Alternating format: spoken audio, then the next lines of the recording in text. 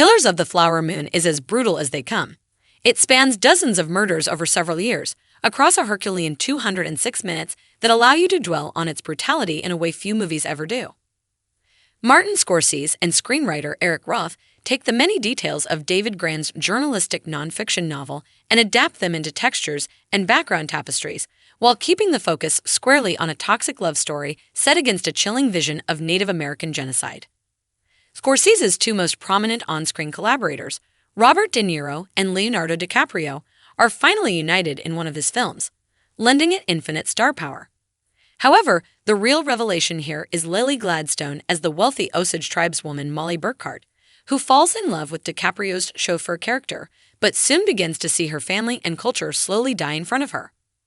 Gladstone turns in a stunning performance that starts out as sweet and powerfully self-assured.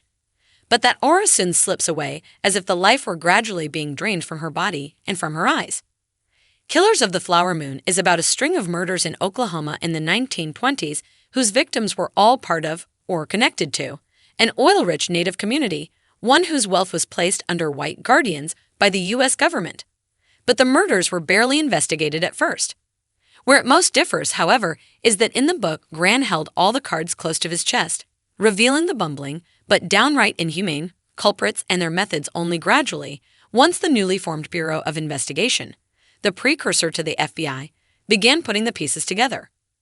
Scorsese and Roth, on the other hand, depict these specifics pretty much from the outset, making the sprawling conspiracy feel shockingly out in the open.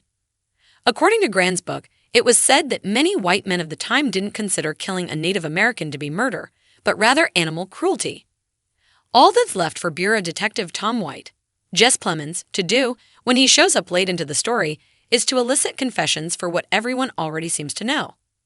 It's a murder mystery told from the murderer's point of view, packing a nauseating emotional punch thanks to how brazen its conspirators can be about killing a people they deem beneath them, for financial gain, no less, given how much power and political influence is on their side. In this way, Killers of the Flower Moon functions as an extension of and a focused metaphor for one of America's original sins: the mistreatment of its native populations across the centuries and the casual carnage wrought upon them with little consequence. However, its Osage characters aren't rendered as mere sympathetic victims. They are, in terms of screen time, secondary only to DiCaprio and De Niro's quietly vicious characters, who hide behind their friendship to the Osage. DiCaprio plays Ernest, the enthusiastic lackey whose charm becomes buried beneath complicity, while De Niro plays his seemingly benevolent uncle, the scheming cattleman and business magnate William Hale, who audaciously refers to himself as the King of the Osage Hills. But the perspective of the Osage tribe is central to Killers of the Flower Moon's success. The script was heavily rewritten with Osage input, and it shows. So, in addition to the brutality enacted upon them, this story is just as much about their culture, from their rituals and beliefs surrounding birth, death, and marriage, to the ways they move through the world. There are enough fully formed Osage characters that everything from reverence for tradition and tribal meetings to gossip and flirtatiousness is on full display. It gives us a vivid and deeply human sense of what and who was lost. Although it's set in the 1920s, Killers of the Flower Moon functions as a self-reflexive Western, from Rodrigo Prieto's gorgeous landscape cinematography to Robbie Robertson's constant musical reminders of the genre at every turn. The conspiracy's many perpetrators are framed within the conventions of the classic Western, as well as the classic mob movie. They're black-catted outlaws and untouchable gangsters scheming in code, but again, shamelessly in the open. Where until very recently, Hollywood had so frequently and purposively seen native savages victimize innocent white characters, the tables are turned here. Scorsese expertly folds real and cinematic histories together, exposing one while subverting the other. What especially keeps Killers of the Flower Moon interesting, despite its epic length, is its breakneck momentum. What especially keeps Killers of the Flower Moon interesting despite its epic length is its breakneck momentum, whether through Scorsese's fluid camera movements, editor Thelma Schoonmaker's propulsive cuts, or an expert combination of the two. The subject matter may be somber, but this is a Scorsese movie through and through, with a litany of minor parts played by instantly recognizable actors like Brendan Fraser and John Lithgow, and scenes of snappy dialogue that make each bit of planning and plotting feel like something out of Goodfellas. It's disarmingly fun, but it also knows exactly how and when to yank you out of comfortable and familiar modes of movie watching, with stark reminders of the viciousness and bloodthirst lurking just outside the frame and often inside it too. The lengthy runtime has the advantage of making something heavy settle in the pit of your stomach for extended periods, not unlike the last hour of Scorsese's The Irishman, in which learning the details of a secret murder plot becomes stressful and harrowing. Only this time, the plan is visible for almost everyone to see. Every white character, at least, and the camera is complicit too, making it even more dread-inducing.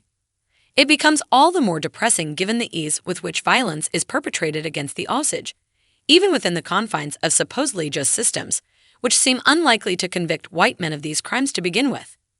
And yet, perhaps its most riveting scenes are those focused on the genuine love story between Molly and Ernest, in all its euphoria and all its difficulties, filtering the broken trust between America's natives and its colonizers down to a domestic dynamic. It's a multifaceted relationship with a glowing, realistic allure. But given the troubling circumstances and Ernest's connections to unsavory actors, nearly everything about this central romance is called into question. The brutality of violent bloodshed can be just as painful as the brutality of doubt, as both Molly and the audience are led to wonder how genuine a man like Ernest is capable of being. Can he be trusted, let alone redeemed, when his actions so directly fall under what political thinker Hannah Arendt called the banality of evil, referring to the thoughtlessly routine way Nazi officers obediently and uncritically carried out their duties? Since the perpetrators are known to the audience, Killers of the Flower Moon instead allows the questions of Ernest's morality and complicity to become its central mystery through Molly's eyes, ultimately coming to a firm conclusion in the form of an emotionally nauseating payoff. This focus on the weight of Ernest's actions and the question of his own awareness of them guides the movie's rhythms and keeps us tethered to its emotional uncertainties, even when it feels bold and self-assured in its cinematic pleasures. But while this allows for a conclusive plot, it doesn't afford us a true sense of emotional closure, a choice Scorsese makes and then emphasizes in a mischievously metatextual way, all but owning up to the fact that the violence seen on screen here still has long-lasting implications today. Like the lives of its native characters, even the most energetic scenes in Killers of the Flower Moon come with numerous caveats, as death lurks not around every corner, but on the main street of every American town. It wears a friendly and familiar smile,